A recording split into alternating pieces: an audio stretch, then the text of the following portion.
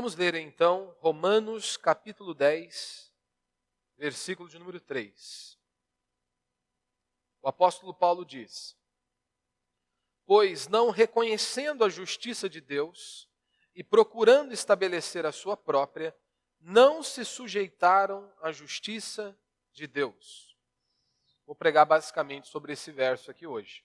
Pois não reconhecendo a justiça de Deus e procurando estabelecer a sua própria, não se sujeitaram à justiça de Deus. O tema da minha mensagem hoje é: um exato conhecimento da verdade é essencial à salvação. Isso é de suma importância. Um exato conhecimento da verdade é essencial à salvação.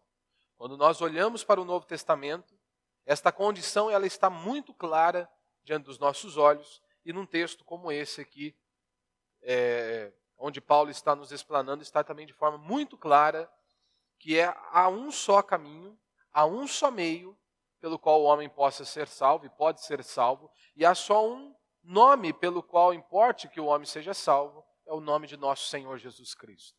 A palavra de Deus ela é muito clara em dizer que há um só Deus, e há um só mediador entre Deus e os homens, e é Jesus Cristo, homem, como diz a palavra do Senhor.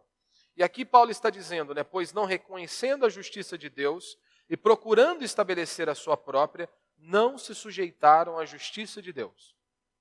Esse versículo 3 ele está intimamente ligado com o versículo de número 2, o que Paulo falou anteriormente, onde ele diz: porque posso testemunhar de que eles têm zelo por Deus, mas não com entendimento. Eles têm zelo por Deus, parece que há uma forte devoção, há um aparente zelo pelas coisas de Deus, porém este zelo ele não está firmado no entendimento bíblico, no entendimento das Sagradas Escrituras. Note que o apóstolo Paulo ele não está dizendo que aqueles judeus eles eram ignorantes em sua totalidade. Não. Havia um conhecimento, porém este conhecimento não era pautado no entendimento correto das Sagradas Escrituras. E é exatamente isso que Paulo está dizendo. Vocês possuem um conhecimento, vocês têm muito zelo, vocês possuem até um certo nível de conhecimento, porém não um conhecimento exato e preciso das Sagradas Escrituras. Então até aqui nós aprendemos com o apóstolo Paulo algumas lições gerais. E estas lições que o apóstolo Paulo está nos ensinando por meio desta epístola e por meio deste capítulo, nós vemos que estas lições, elas não interessam, ou pelo menos não interessavam apenas aos judeus dos dias do apóstolo Paulo, mas que estas lições gerais apresentadas pelo apóstolo Paulo, elas são de aplicação universal à igreja cristã até os dias de hoje. Então essas lições aqui apresentadas pelo apóstolo Paulo não se limita aos judeus, mas ela é de uma aplicação a toda a igreja cristã hoje. Nós vimos que, de maneira particular, a preocupação do apóstolo Paulo aqui é explicar que o judeu, ou melhor, os judeus aqui, em sua maioria, eles estavam apartados da igreja cristã. Ou seja, eles não faziam parte do povo de Deus, porque eles estavam rejeitando a Cristo, eles estavam rejeitando a justiça de Cristo, e aqueles homens que se intitulavam povo de Deus, servo de Deus, Paulo está dizendo: vocês estão debaixo da ira de Deus. Vocês não fazem parte do povo de Deus. E Paulo está mostrando que muitos gentios, aquele que o judeu olhava para ele e dizia: esse está condenado. Paulo está dizendo, muitos desses gentios, eles estão sendo inseridos, estão sendo admitidos no seio da igreja, ou seja, homens e mulheres que estão sendo lavados pelo sangue do Cordeiro, homens e mulheres que se arrependeram dos seus pecados, que creram em Cristo Jesus e professam a fé em Cristo Jesus. E Paulo está dizendo que o problema geral era que os judeus, eles tinham esse zelo por Deus, mas que não era segundo o entendimento, ou seja, um zelo sem um conhecimento preciso. E o interessante aqui é que a palavra que Paulo emprega aqui, que hoje é traduzida para nós, como conhecimento ou entendimento, a palavra no grego ali, ela é muito interessante. Porque este conhecimento ou entendimento, esta palavra que Paulo usa ali, é para descrever, é uma palavra que não significa apenas um conhecimento superficial. palavra usada pelo apóstolo Paulo aqui, ela não significa apenas uma familiaridade geral com alguma coisa. A palavra usada pelo apóstolo Paulo, ela vai além disso. Ela nos leva a algo mais profundo.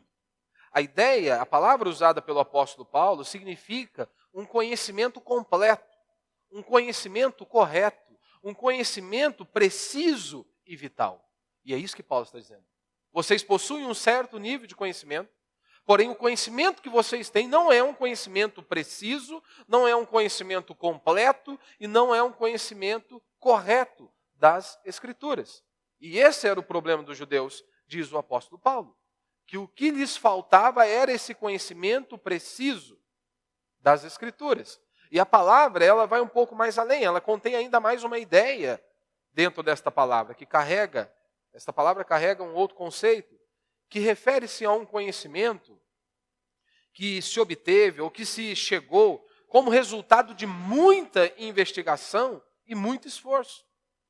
É aquele debruçar diante das Sagradas Escrituras, é aquele debruçar diante da palavra de Deus e buscar conhecer a Deus. Esta é a ideia que o apóstolo Paulo está dizendo. E ele está dizendo que faltava isso para os judeus. Esse conhecimento seguro que resulta de um cuidadoso e completo exame das Escrituras, ou seja, da palavra de Deus, do ensino, da doutrina. Paulo está dizendo, falta este conhecimento seguro que resulta desta investigação, desse cuidadoso e completo exame da palavra de Deus. Ou seja, eles tinham um zelo, mas esse zelo não estava pautado na verdade. Eles tinham um zelo, mas esse conhecimento eles não tinham, esse conhecimento preciso e vital das Sagradas Escrituras. Então, nesta passagem, o apóstolo Paulo, novamente ele coloca diante de nós um princípio muito importante e que é negligenciado muito em nossos dias, que é exatamente o tema desta minha mensagem. Um exato conhecimento da verdade é essencial à salvação. Hoje não há mais verdade, não é? Hoje não há mais absolutos. Hoje tudo é relativo, cada um tem a sua verdade. Por isso que nós temos diversos tipos de igreja. Cada pastor, ele acha que ele pode fazer o que lhe dá na telha. Cada líder religioso, ele acha que ele pode conduzir a igreja do jeito que ele bem entende. E por isso nós temos todo tipo de igreja, todo tipo de denominação. E cada um faz o que quer. Nós não fomos chamados para fazer o que nós queremos. Nós fomos chamados para obedecer à Escritura. Nós fomos chamados para isso, para nos submetermos à palavra de Deus. E não sermos conduzidos pela ideia de um líder religioso, por aquilo que ele gosta ou que ele acha melhor. E da mesma maneira, isso reflete em toda a sociedade. Hoje as pessoas dizem, não, você tem a sua fé, eu tenho a minha fé. Você crê desta maneira, eu creio desta maneira, mas Deus é um só. E é exatamente, até aí eles estão corretos. Existe só um Deus. Há um só Deus, diz a Escritura. Há um só mediador entre Deus e os homens. Jesus Cristo, homem. Ou seja, Maria não é que vai nos salvar. Maria não é a nossa salvadora. A Bíblia é muito clara, diz que só há um Salvador, um só intercessor. E ele se chama Jesus Cristo. Porque ele foi aquele que cumpriu toda a exigência de Deus. Mas hoje, quando nós abrimos os nossos lábios para dizer há um só Deus, há um só mediador entre Deus e os homens, não é Buda, não é Maria, não é Alá, não é as suas obras, não são as suas obras, não são as suas doações, mas é o próprio Cristo. Aí as pessoas ficam completamente furiosas. Os judeus, eles não tinham esse entendimento exato e preciso das Escrituras, e é exatamente por isso que eles estavam de fora. É exatamente por não ter um entendimento correto, exato e preciso das Escrituras, que nós só somos salvos por meio de Cristo, pelas obras de Cristo, feita na cruz do Calvário, que eles estavam debaixo da ira de Deus, eles estavam perdidos. É exatamente isso que o apóstolo Paulo está apresentando a nós aqui. E essa questão do conhecimento, ela é muito importante. E eu creio que o maior perigo que confronta a igreja cristã hoje, e não apenas a igreja de um modo geral, cada cristão de forma individual, é isso aqui. Neste momento que nós vivemos, essa questão do conhecimento é o que tem atingido muito a igreja. Ou seja, neste momento, nós vivemos em dias que as pessoas, elas não buscam entender e elas não querem apreciar devidamente a necessidade absoluta de um claro e preciso conhecimento da verdade. As pessoas não querem conhecer a verdade. As pessoas querem ter os seus problemas resolvidos. Neste exato momento, inúmeras pessoas vão a locais de culto, não em busca da verdade. Elas querem solução momentânea para os seus problemas. Elas não querem conhecer a Cristo por meio da exposição da palavra de Deus, por meio das Sagradas Escrituras. Elas querem ter os seus problemas solucionados. E é por isso que hoje as pessoas acham uma tolice, uma idiotice, se dobrar diante da palavra de Deus e nós começarmos a analisarmos doutrinas, a analisarmos princípios da palavra de Deus. Hoje há um repúdio a tudo isso. E essa afirmação que eu faço a vocês é justamente porque nós percebemos que é assim que a nossa geração e é assim que a sociedade tem vivido.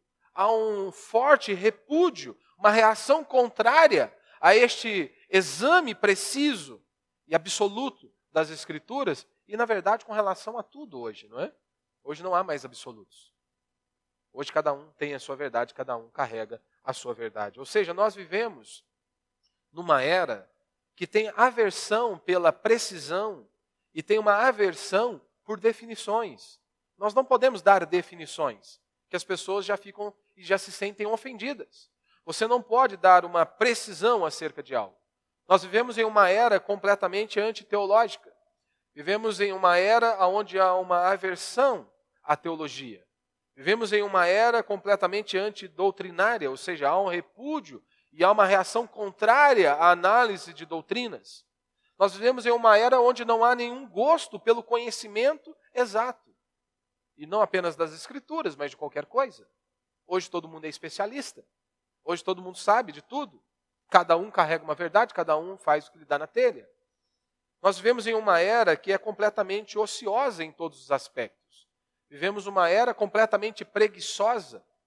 Pessoas preguiçosas em todos os aspectos. Vivemos em uma era completamente sentimental e confusa.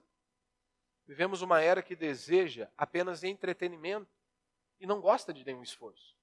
As pessoas querem ir a locais de culto para serem entretidas.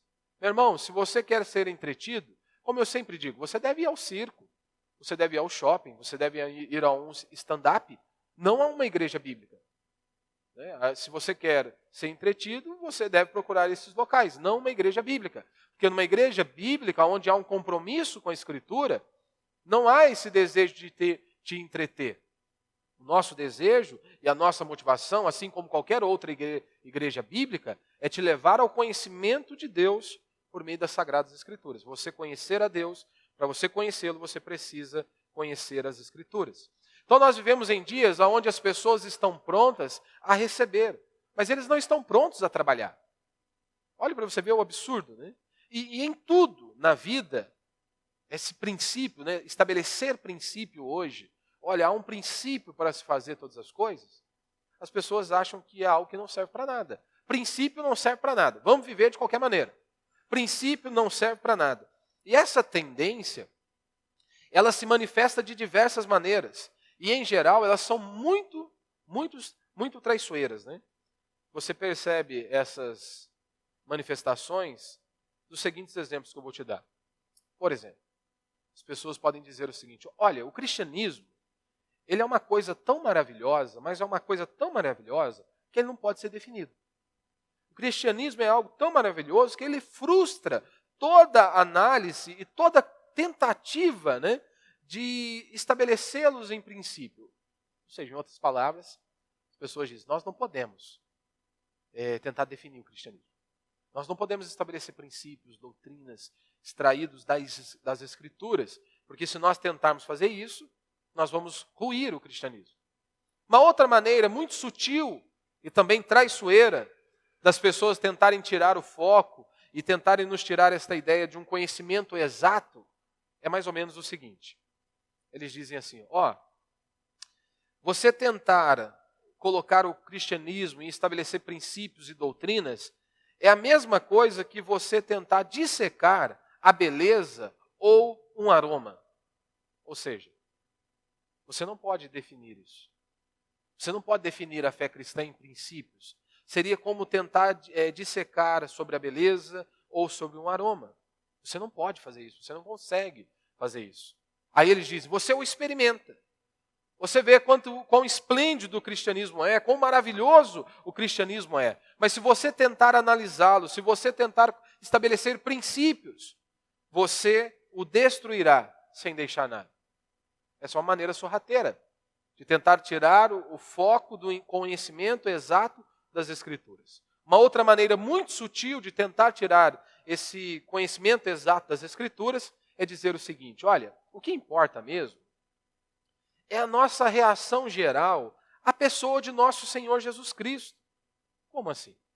Você lê os evangelhos, o relato dos evangelistas, aonde vão narrar a vida de Jesus Cristo, os grandes feitos de Jesus Cristo aqui neste mundo, e aí você analisa. Diante deste cenário, agora você decide se você quer ser como Cristo, se você quer imitar a Cristo, qual será a sua reação a Cristo. Isso é uma tolice, porque nós não conseguimos fazer nada sem Cristo, sem o conhecê-lo de verdade, se nós não nascermos de novo, se o Espírito de Deus não habitar em nós. Nós não conseguimos fazer.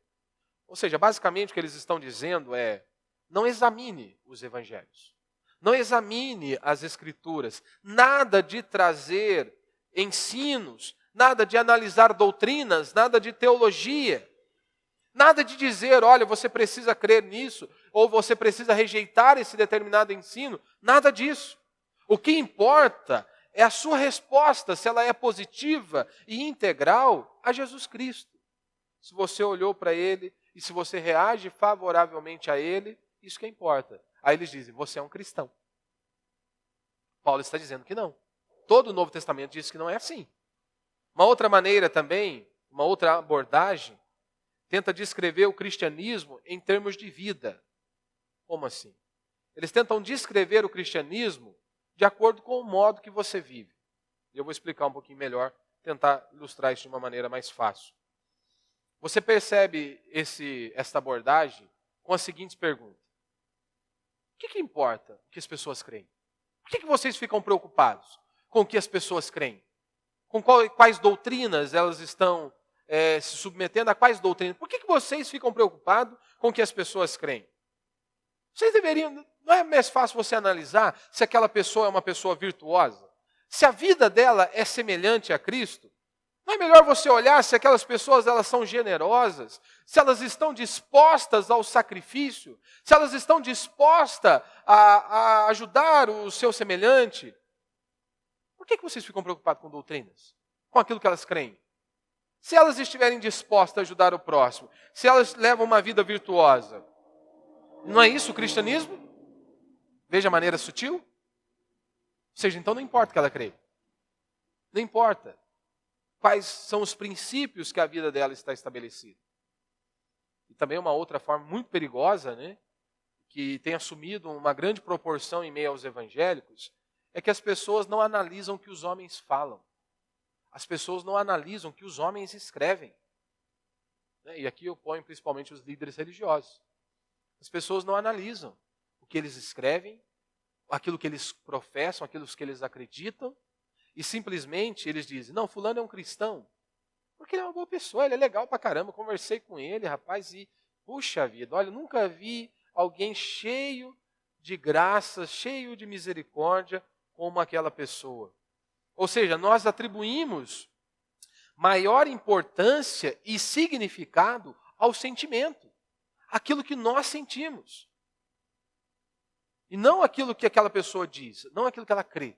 Se eu gostei daquela pessoa, ela é legal, parece ser uma boa pessoa, ótimo, eu vou ficar com o que ela está dizendo. Vou trazer um exemplo para ilustrar isso. Eu preguei aqui recentemente sobre seitas e heresias, né, e darei a sequência ali na quarta-feira. E aí eu falei, você pega uma pessoa e ela defende alguns valores, algumas doutrinas.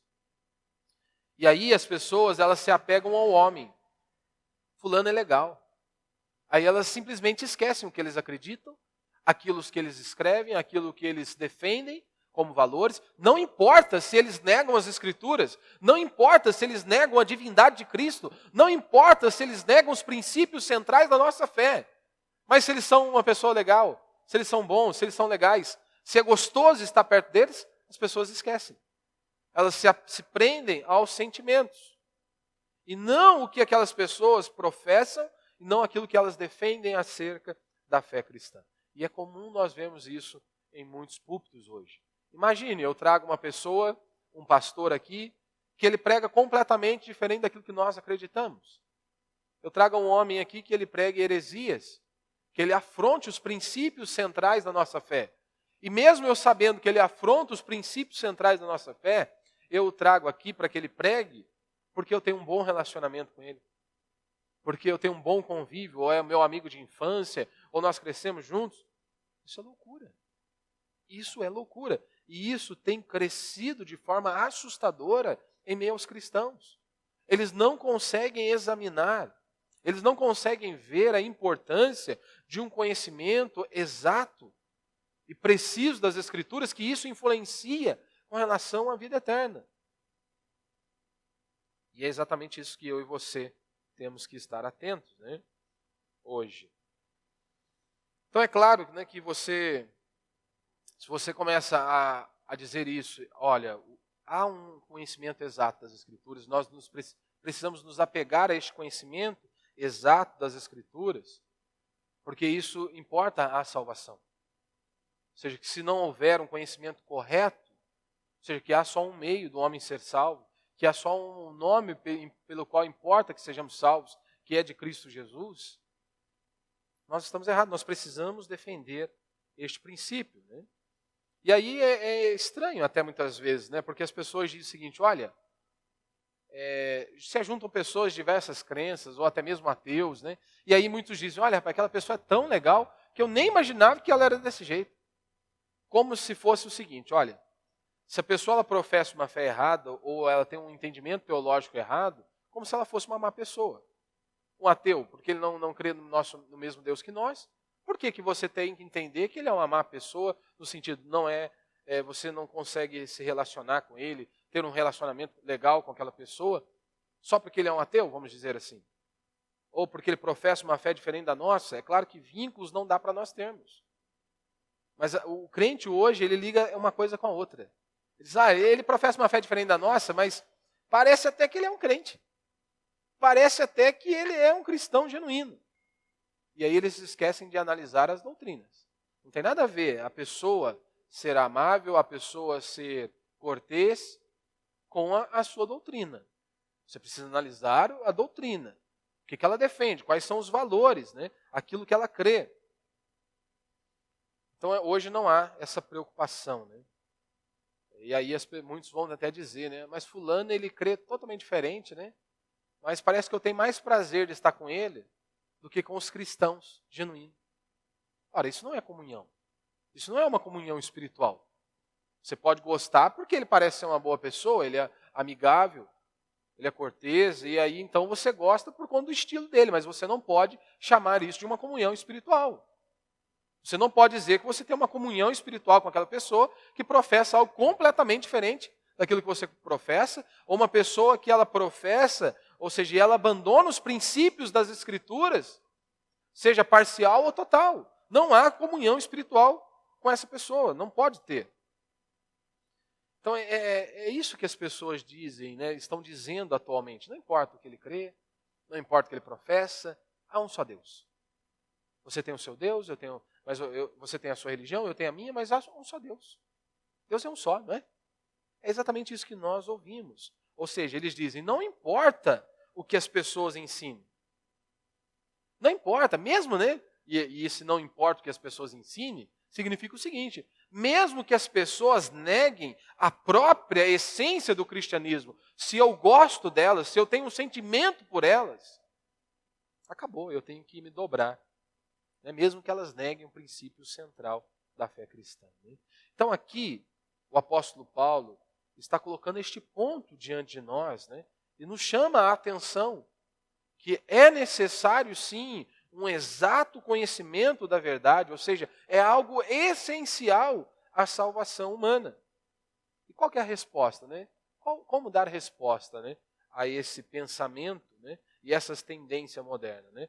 Porque o que nós vemos aí em primeiro lugar é que hoje os cristãos, né, eles estão confundindo qualidades naturais com a genuína graça de Deus. Por exemplo, né? as pessoas elas confundem, né? Os crentes hoje estão confundindo aquelas qualidades naturais, né? A pessoa ser gentil, a pessoa ter uma polidez em seu vocabulário, eles confundem isso com graça cristã. Parece que nós perdemos a capacidade de discernir entre as duas coisas. O que é uma pessoa temente a Deus, cheio de graça, uma pessoa que vive em santidade, que anda em santidade. Parece que nós não conseguimos discernir se aquela pessoa realmente é um cristão genuíno e vive em santidade, ou ela é simplesmente uma pessoa polida e ela possui algumas habilidades naturais. Tanto que as pessoas olham e dizem, olha que fulano maravilhoso. Uma pessoa mais tranquila, mais centrada, uma pessoa que nunca se opõe a nada, que nunca faz críticas, né? Uma pessoa polida. E as pessoas dizem, olha que homem cheio de graça. Olha que homem cheio de conhecimento da verdade. E isso é um tremendo engano. E isso talvez seja uma das coisas mais perigosas, né? Aquela pessoa que nunca faz uma crítica, aquela pessoa que ela nunca se opõe a nada, isso talvez seja uma das coisas mais perigosas. Porque essa pessoa ela está dizendo que ela é melhor que o apóstolo Paulo. Essa pessoa, em outras palavras, ela está dizendo que ela é melhor que o próprio Cristo. Porque, convenhamos, aqui o apóstolo Paulo ele está confrontando os judeus. Ele está dizendo, olha, vocês estão condenados, vocês estão debaixo de condenação, porque vocês não possuem um conhecimento exato das Escrituras. Vocês não possuem um conhecimento exato da exigência feita por Deus para que o homem seja salvo. E por isso vocês rejeitaram a justiça de Deus. Vocês rejeitaram a justiça de Cristo naquela cruz do Calvário. Quando nós olhamos para o próprio Cristo, Cristo confrontou os escribas e fariseus em seus dias, ou seja, Cristo os confrontou. Cristo olhou para eles e disse, vocês estão errados, vocês têm e tiveram por longos anos o entendimento errado das Escrituras, da lei de Deus, vocês estão errados. Ou seja, então aquela pessoa que ela nunca, né? Eu sei que nós gostamos desse tipo de pessoa, né? Parece que ele nunca critica, que ele nunca confronta nada, né? Isso tem crescido, né? Então, imagine João Batista, imagine o apóstolo Paulo, João no deserto, era uma voz no deserto que confrontava aqueles homens de seus dias, né?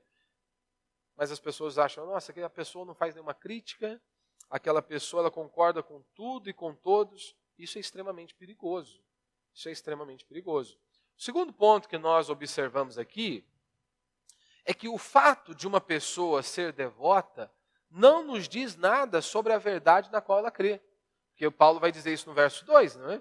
Porque posso testemunhar de que eles têm zelo por Deus. E muito zelo por Deus.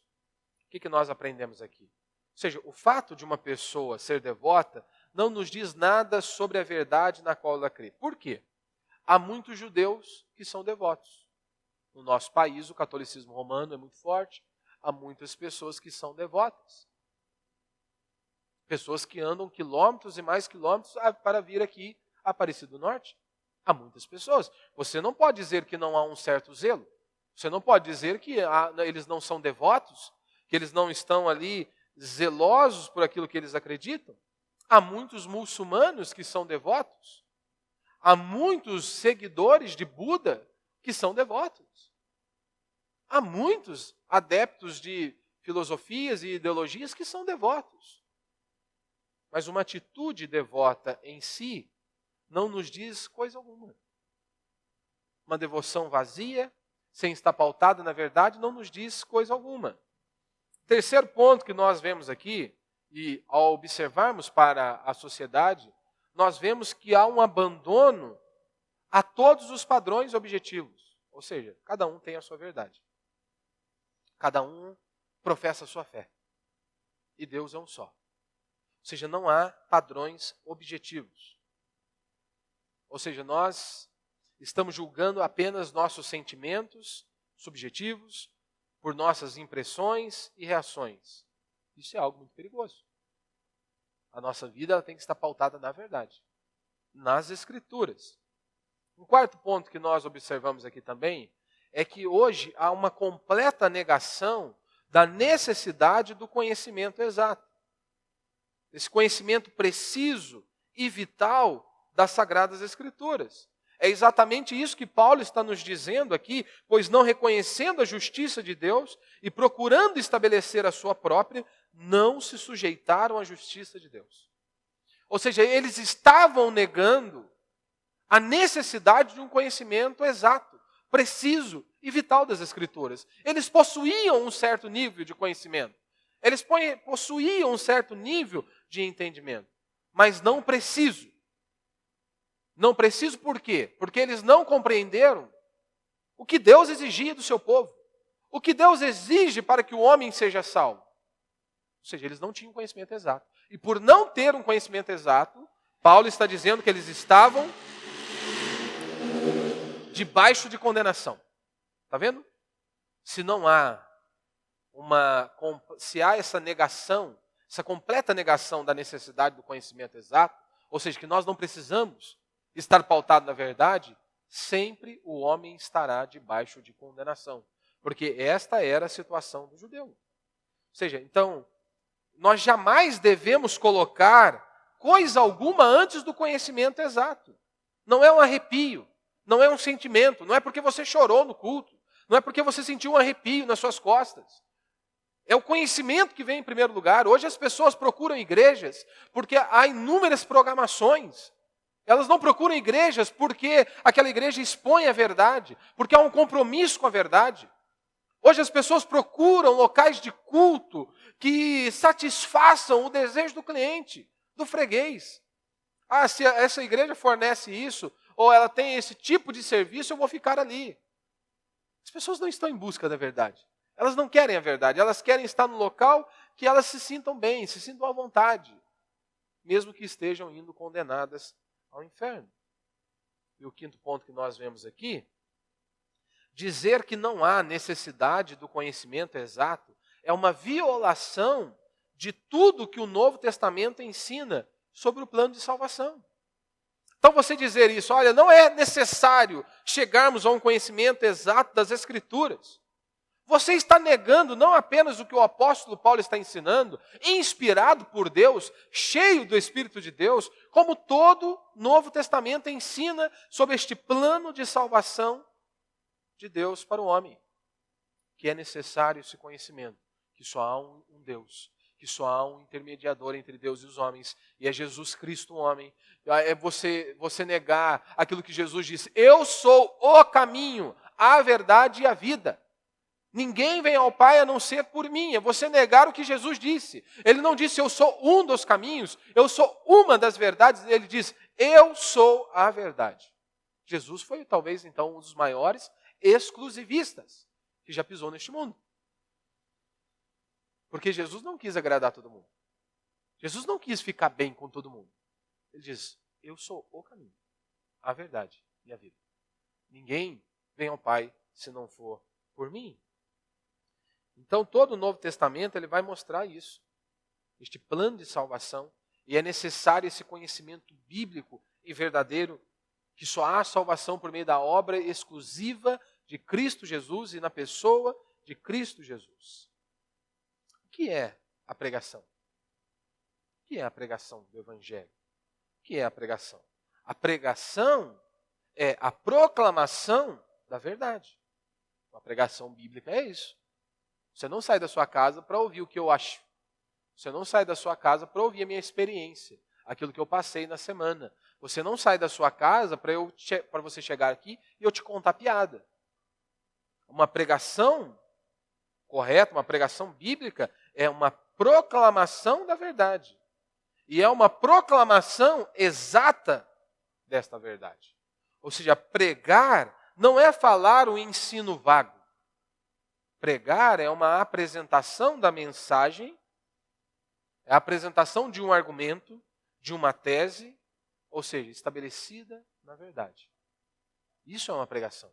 É a exposição da verdade. Então a pregação é algo que apresenta raciocínio e argumentos baseados nas Escrituras. É uma análise das Escrituras. Ou seja, trata-se da verdade. Portanto, a verdade ela deve vir em primeiro lugar e nós devemos desejar conhecer a Deus por meio das Escrituras. O apóstolo Paulo ele vai dizer isso claramente, de maneira específica, né? Em 1 Timóteo, capítulo 2, do verso 3 ao verso 5, Paulo diz, porque isto é bom e agradável diante de Deus, nosso Salvador, que quer que todos os homens se salvem, né? Ou sejam salvos. Né?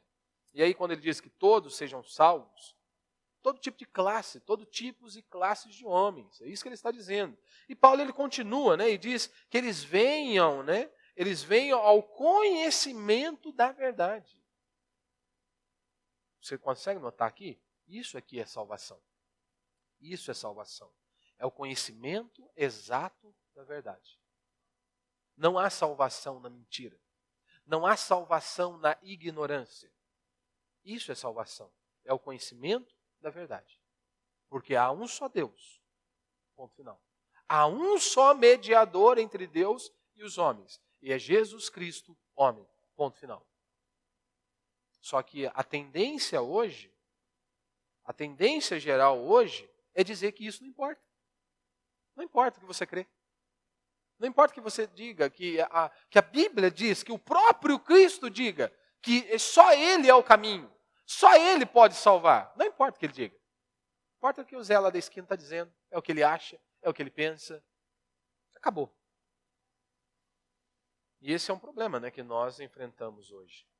Paulo ele também vai dizer isso, né, de uma maneira específica também lá em Gálatas, capítulo 1, do verso 6 ao verso 7, Paulo diz, né, maravilho-me, né, de quão depressas passeis daquele que vos chamou a graça de Cristo para outro evangelho.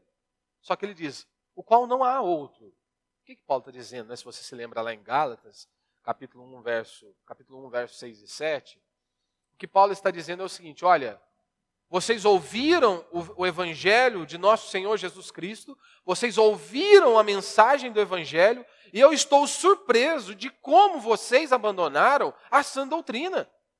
Eu estou surpreso de como vocês estão passando para um outro evangelho. Ele diz melhor, não há outro evangelho. Porque só há um evangelho verdadeiro, que é o de nosso Senhor Jesus Cristo. É esta boa notícia. Tanto que Paulo vai dizer nos versos posteriores, lá em Gálatas, o seguinte, olha, mesmo que nós venhamos, ou anjos venham e anunciam um outro evangelho, uma doutrina diferente desta, considere como maldito, amaldiçoado. É isso que o apóstolo Paulo está dizendo. Ele está dizendo, não há outro evangelho, há só um evangelho. Um único evangelho. A única verdade. Então, se o cara lá da esquina, ele diz totalmente diferente, alguma coisa está de errado. É isso que Paulo está dizendo, mesmo que nós venhamos e anunciemos, ou anjos venham, considere como maldito, amaldiçoado. Então, a tese do apóstolo Paulo é sempre esta. Só existe um evangelho. Só existe uma boa notícia. Só existe um meio pelo qual o homem pode ser salvo. E nós, Paulo está dizendo, nós recebemos este evangelho. E nós devemos pregar este evangelho. E nós devemos defender esta verdade, defender este evangelho. Então, qualquer afastamento deste evangelho, Paulo está dizendo, é uma mentira. E se é uma mentira, você deve considerá-lo como um amaldiçoado, como um maldito, como um anátema. Você deve rejeitar aquele ensino. É isso que Paulo está dizendo. É isso que nós vamos ver lá em Judas. A Bíblia nos ensina, né, quando nós começamos a examinar as Escrituras, a Bíblia nos ensina que a continuidade na vida cristã, ela é sempre resultante da verdade e do conhecimento da verdade. Ou seja, você cresce a cada dia, avança na vida cristã por meio deste conhecimento da verdade. E está firmado na verdade. Não foi isso que Jesus disse lá em João 17? Santificai-os na verdade. A tua palavra é a verdade. E ele vai mais um pouco adiante, em João 8, né? 31 e 32. Ele diz, olha, se vós permanecerdes na minha palavra, verdadeiramente sereis meus discípulos. E ele diz, se conhecereis a verdade vos libertará. Você consegue notar aqui? É a verdade que liberta. Não é o sentimento. Não é o arrepio que você sente nas costas. Não é porque você chorou. Mas é a verdade. Então nós temos que estar aqui também preparados para responder com mansidão e com temor quando as pessoas pedirem uma razão do por que você crê em Cristo. Não foi isso que Pedro disse? Pedro, em sua primeira epístola, né, no versículo 15, no capítulo 3, no verso 15, Pedro diz, né?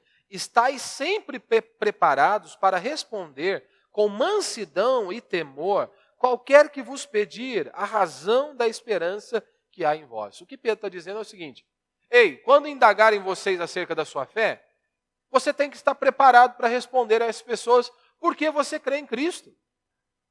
Por que você serve a Cristo? O que nós ouvimos hoje? As pessoas dizem, eu vou ali porque eu me sinto bem. Eu sou crente porque a minha família inteira é crente. Então, a minha família inteira é crente, então eu sou crente também. Então, se você nascesse no Oriente Médio, você não seria um cristão.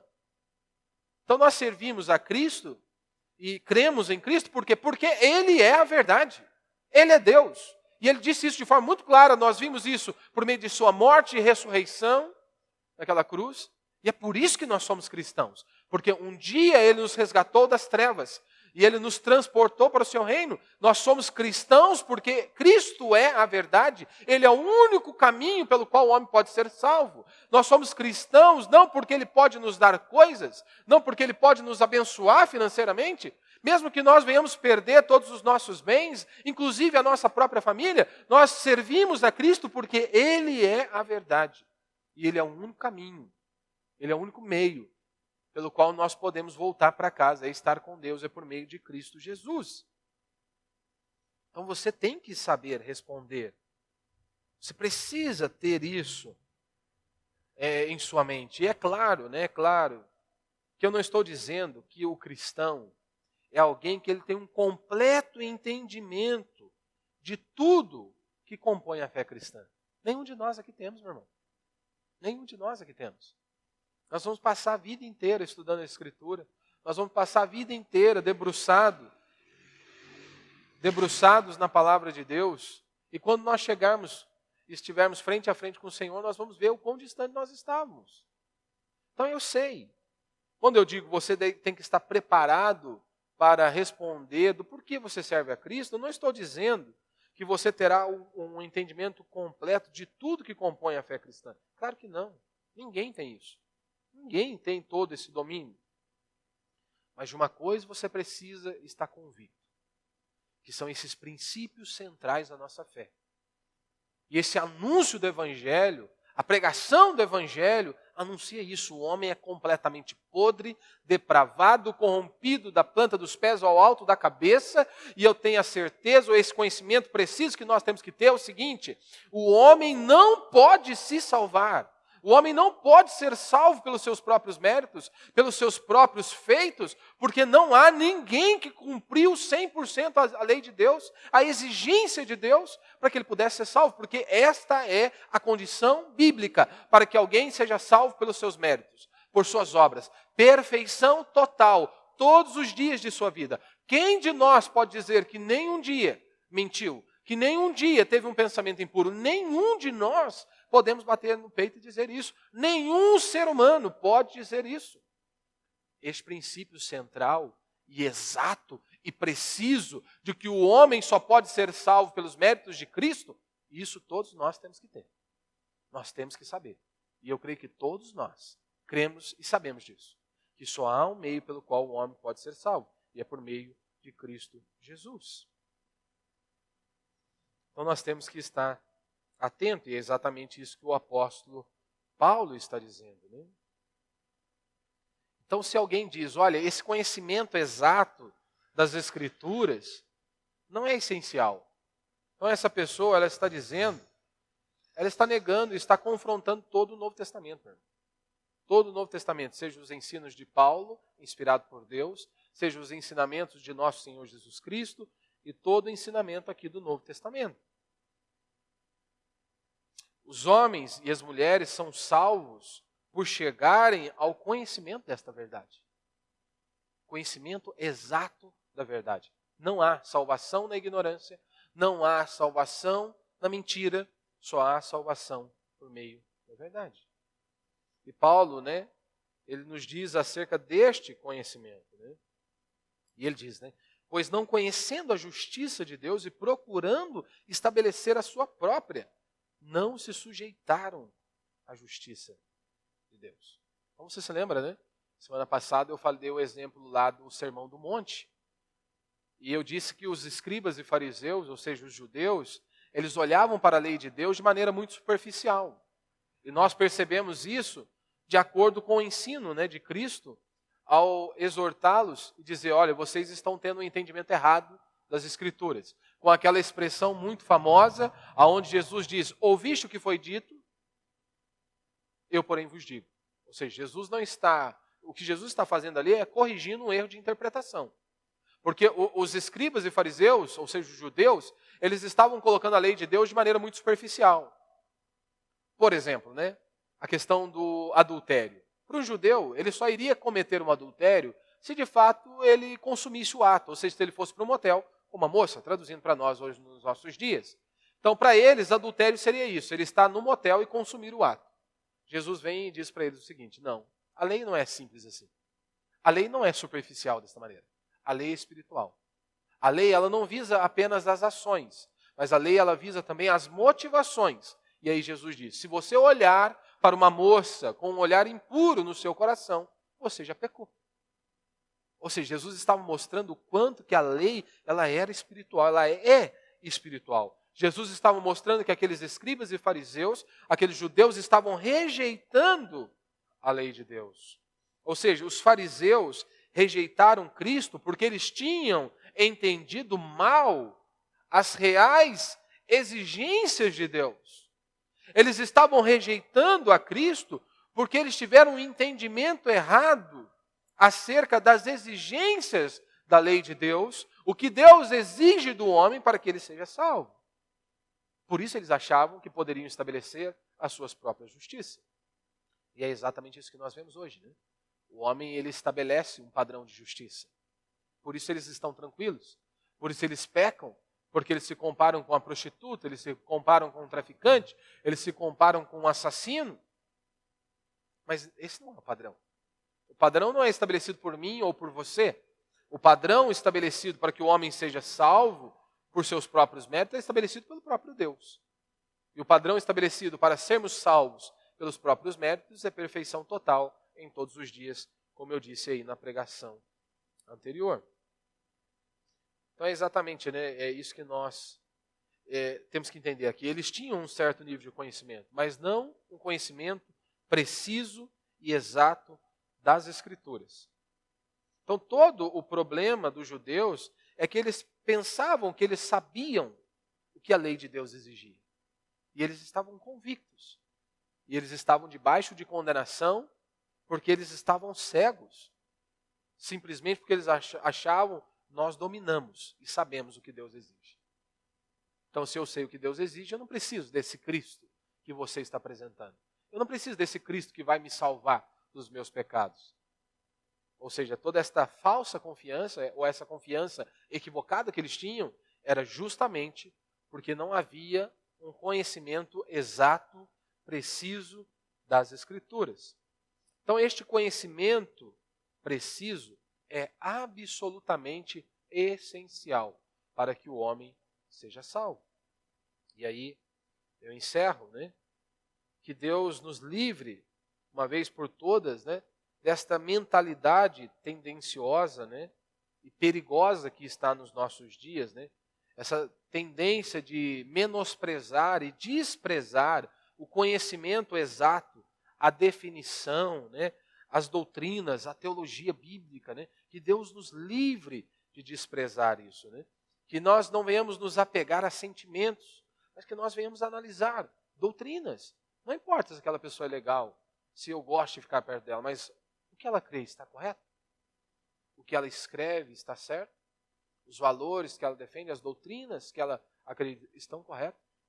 Porque senão nós temos que anunciar o Evangelho. E é exatamente isso que Paulo ele está fazendo. Ele está anunciando o Evangelho de nosso Senhor Jesus Cristo. E aqui eu deixo uma reflexão a todos nós. Nós temos que levar o Evangelho, nós temos que pregar a palavra de Deus. Nós devemos pregar a palavra de Deus em tempo oportuno ou não, diz as Escrituras. Em tempo e em fora de tempo. E nós podemos pregar o Evangelho de diversas maneiras. Pare e pense, qual foi a última vez que você convidou alguém para ouvir uma pregação? Para vir ao culto? Pare e pense. Você se lembra? A última vez que você convidou alguém fala assim, olha, vamos lá para você ouvir uma pregação, para você ouvir a palavra de Deus. Simplesmente este convite. Simplesmente este convite. Você já parou para pensar qual foi a última vez que você testemunhou a obra maravilhosa de Cristo Jesus em sua vida? O que Ele operou em sua vida? De onde Ele te tirou? Do que Ele te livrou, que é da condenação eterna? Pare e pense aí. Pare e pense. Qual foi a última vez que você compartilhou, por exemplo, uma pregação? Ou um post onde está escrito algo, uma doutrina bíblica? Qual foi a última vez? Mas eu creio que está diante de todos nós aqui.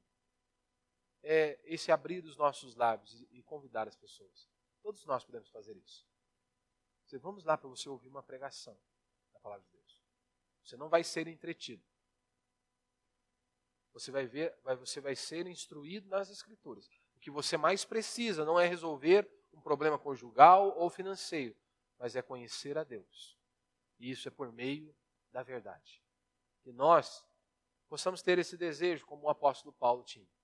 Que aquelas pessoas chegassem ao conhecimento da verdade.